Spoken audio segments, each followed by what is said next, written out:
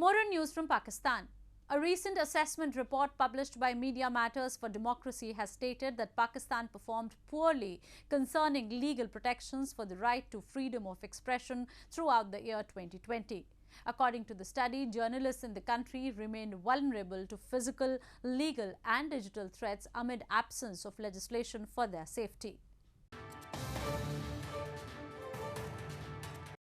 Pakistan has performed poorly concerning legal protections for the right to freedom of expression of its citizens during 2020, according to a recent assessment report published by Media Matters for Democracy. At the launch of Pakistan Freedom of Expression Report 2020 during a webinar, the European Union ambassador to Pakistan Andrullah Khaminara raised concern that Pakistan scored low on all 6 dimensions to provide an overall score of only 30 out of 100 points on the assessment index. According to the study, journalists remained vulnerable to physical, legal, and digital threats in the absence of long awaited legislation for their safety.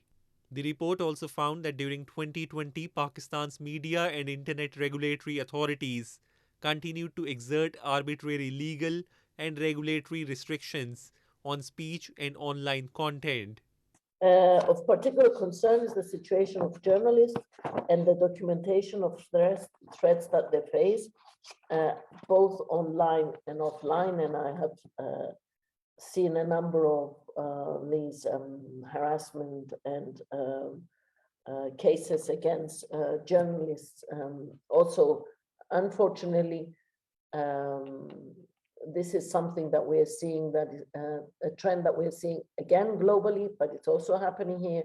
Pakistan has for several years continued a poor track record on press freedom. As per the report, at least 8 individuals connected with the media were killed, at least 36 journalists were attacked in line of duty, 10 were arrested, and as many as 23 instances of arbitrary detentions in connection with news reporting and online expression were recorded across Pakistan during the year 2020.